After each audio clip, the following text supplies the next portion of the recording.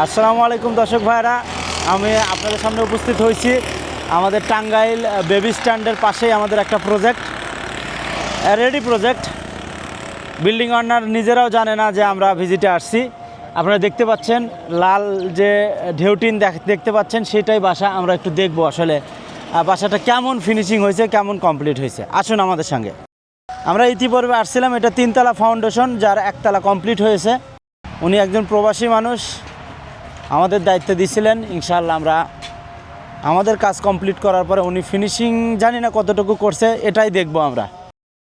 আপনারাও দেখবেন ইনশাআল্লাহ।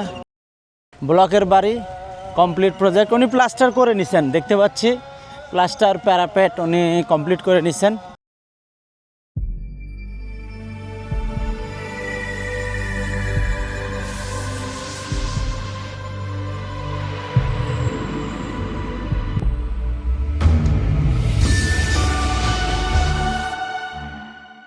আসসালামু আলাইকুম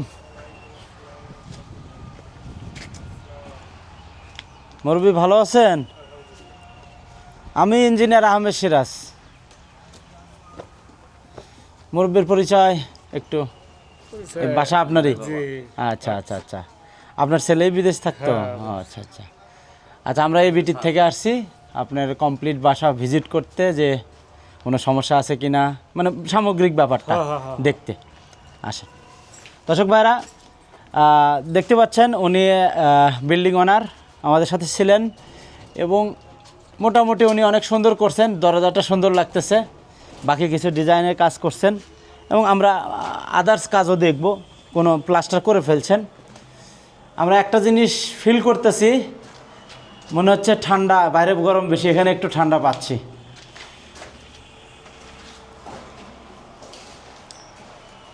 মাশাল্লাহ, ইলেকট্রিক্যালের কাজও হচ্ছে না, তারও টেনে ফেলছেন। আচ্ছা, আপনার ছেলে কি আছে না চলে গেছে? আবার এখনও আছে না?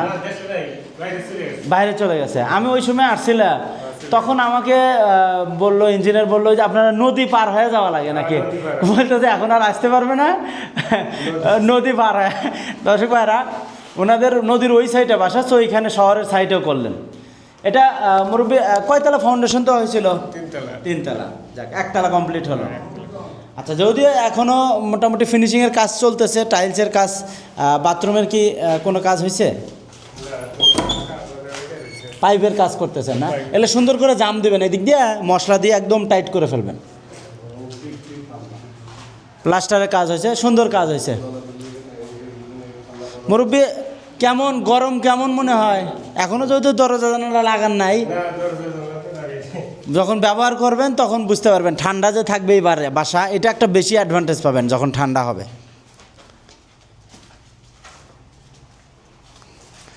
বেডরুম 3টা,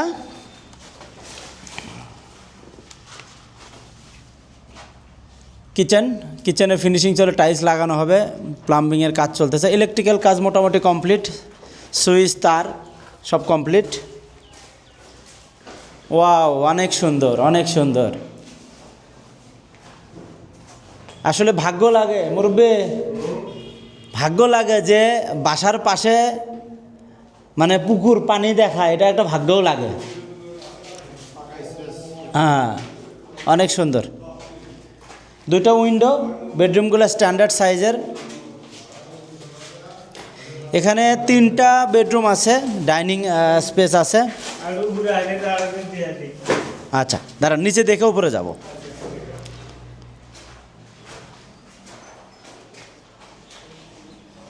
এটা একটা বেডরুম,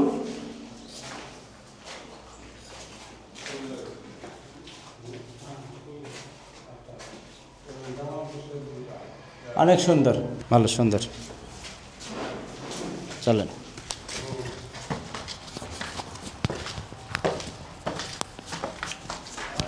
একদম সুন্দর টিন দিয়ে ই করে নিছেন, ছায়া নিছেন। ঠিক আছে, তো ক্ষতি হয়েছে আমার বেলা। এটা আড়া করে বলক দিব, মনে করেন যে চালটা খাড়ো বানাইছে। কি কইছে কথা হচ্ছে? দরজা বাইরে। আর হাইটটা হতো নাকি? হ্যাঁ, হাইটটা আর একটা বলক তো এই যে খাড়ো, এই যে খাড়ো 3 জায়গায়।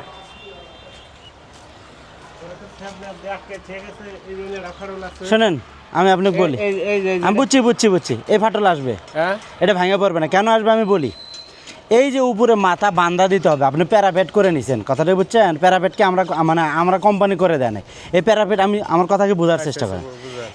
এটা যখন ওয়াল হবো, মানে এটা তো মাথা খুলে রাখছেন না, তাহলে তাপ পড়তেছে না, নিচে কি ফাটল আছে কোনো? আমার কথাটা বোঝার চেষ্টা, মানে এখানে যখন আবার রড দিয়ে ঢালাই দিতে হবে, হ্যাঁ আটকে দিতে হবে। আটকে দিলে তাহলে আর ধরেন আমার নখ আছে, তাহলে কি আটকে দিলে এটা কোনো সমস্যা নেই। যখন কাজ করবেন তখন এটা কথা বুঝছি ঠিকই, মনে করেন এই জিনিসটা আগেই, এটা আগেই কি কইছি কথা বুঝছেন, আগেরই ফাড়া। এটা প্লাস্টার পরে জব বাড়াইছে স্যাফনেপ দেওয়ার বুঝে হয়ে গেছে, কি কইছি কথা বুঝেন? না শুনেন আমার কথা শুনেন, এটা আপনার আছে 3 জায়গায় আছে। এটা হলে কি করবেন আমি বলি, এটা যদি খালি কাটিং করে মশলা দিয়ে দিবেন, ফিনিশ। এটা আর নিচে না, এটা 3টা, এটা 3 জায়গায় আছে, 3 জায়গায় ফাটল আছে, মনে করেন এটা জব বার স্যাফনেপ দেওয়ার বুঝাইছে। না স্যাফনেপ দিয়ে বোঝানোর কিছু নাই, এখানে ফাটল আসলেও কোনো ওয়ারি নাই। আমার কথা, আপনার বিল্ডিং এর নিচে কি কোনো ফাটল আসছে? না নিচে দেখি নাই, শুধু মিথ্যা কথা। হ্যাঁ নিচে আসে নাই, এটা আসছে কারণ কি প্যারাপেটে আমরা যত জায়গায় করছি এখানে হালকা হেয়ার ক্যারাক আসে, কারণ কি মাথাটা তো খোলা রাখছেন, এটা তাপের কারণে সংকোচন প্রসারণ করে না, এটা আটকায় না, এটা রড দিয়ে ক্লিয়ার করতে হবে। আপনি তো 3 তালা করবেন, এই জন্য এখনই দেবেন, এটা এইভাবেই থাক। এটা যখন কাজ করব তখন এটাতে মশলাটা করে ফেলতে আবার নতুন করে দেবেন। এটা আপনার মনে করেন এইভাবে থাকলে অসুবিধা হবে না, এইভাবে রাখবেন কেন, এটা বন্ধ করে দিবেন, এটা আর নিচেই দিবেন। আসলে নিয়ম হলো কি, প্যারাপেট তো আর কোম্পানি করে দেয় নাই, কোম্পানি করে দিছে না, আপনারা নিজেরা করছেন।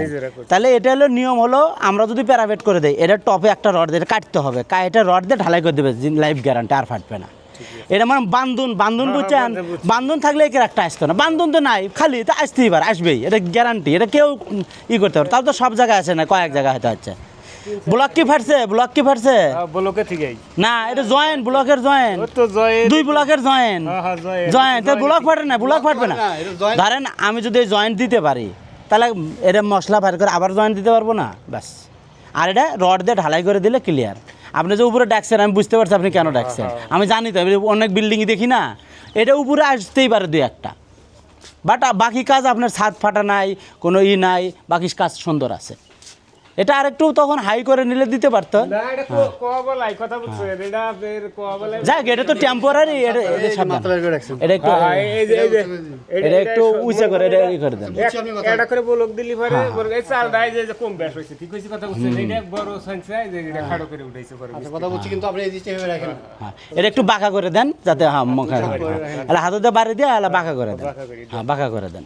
এটা আপনি এক্সট্রা ব্লক নিয়ে এটা করে নিছেন পরবর্তীতে। হ্যাঁ, এটা যে 3-4 জায়গায় এই মানে এটা প্লাস্টার দেপরে এই যে জয়েনে ঠিক আছে, ওগুলো জয়েনেই যাবে, আমি করলাম না, ব্লকে যাবে না, জয়েনে হালকা। এটা কি ফাটা না, এটা হেয়ার ক্র্যাক, সিমেন্ট করা সিমেন্ট না, করা সিমেন্টের টেম্পারেচার তাপমাত্রার কারণে এরকম আসে অনেক জায়গায়।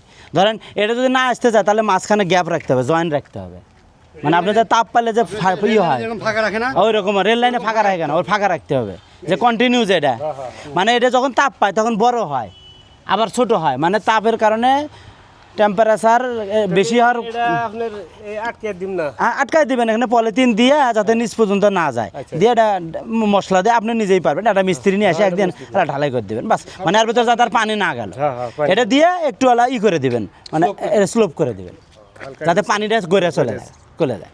তারপরে যখন 3 তালা আবার তালা করবেন তখন এটা ছোটা ফেলে দিয়ে আবার নতুন করতে হবে। এটা কোনো বিগ ইস্যু না, বাকি কোনো প্রবলেম নাই, তাই না?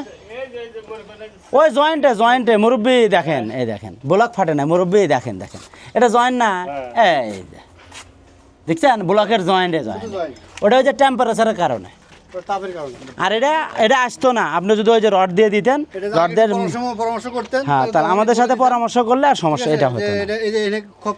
খোপ কাটে রড দিতে দেখেন না, নিচে কাজ করছে, খোপ কাটে রড দিয়ে দিচ্ছে, জানালাতে যেখানে জানালাত, মানে যেখানে আপনি ব্লক এভাবে ছাড়তে পারবেন না, এটা টপ বন্ধ করে দিতে হবে, নাহলে যে টান পড়বে, ওই টানে বিল্ডিং যে টান দেয়, ধরেন ওই সাইডে ট্যাবের নিচে, এই সাইডে ট্যাবের নিচে, তাহলে কি টান পড়ে না এখানে, তাহলে যেখানে দেখাই যাবে। এখানে যদি রড থাকতো তাহলে আর আসতো না। এগুলো কোনো বিগ ইস্যু না, হালকা হেয়ার ক্র্যাক। তো দর্শক ভাইরা, যেটা আমি কথা বলতেছিলাম ওনার সাথে, প্যারাপেটে ছোট একটা ক্র্যাক আসছে, দেখেন এটা কিন্তু আমার চুলও ঢুকবে না, তাই না মুরব্বি? চুল কি ঢোকাতে পারবো? এটা একটা দাগ আসছে, এটা একটা দাগ আসছে। এটা আসার কারণ আমি বলতেছি, অনেক বিল্ডিংয়ের প্যারাপেট আপনারা করেন এরকম খালি রাখেন, প্যারাপেটটা আমরা করে দেই না। বিল্ডিং ওনার অনেক সময় নিজের থেকে, আপনি নিজে ব্লক নিছেন না, নিজের থেকে ব্লক নিছেন, নিজের থেকে ব্লক নিয়ে মিস্ত্রিটা করে নিছেন। তো এখানে এইভাবে খালি রাখার কারণে টেম্পারেচার কারণে এখানে হালকা হেয়ার ক্র্যাক আসতে পারে। এটা অনেক বিল্ডিংয়ে আসে। এটা যদি আমরা রড দিয়ে এটা ফুল ফিনিশিং করে টপ কপিং করে দেই, কপিং করে দিলে তখন এটা বৃষ্টি বাদল থেকে রক্ষা পাইল এবং এটা সেফও থাকবে। আপনি কপিং করে দেবেন, এটা কিন্তু স্ট্রাকচারে বিগ ইস্যু না, সমস্যা নেই। হ্যাঁ হ্যাঁ, চলেন নিচে যাই এখন। বাট এই জিনিসটা সুন্দর হয়েছে, ফাইন করেছেন একবার, ফাইন, ভালো লাগছে।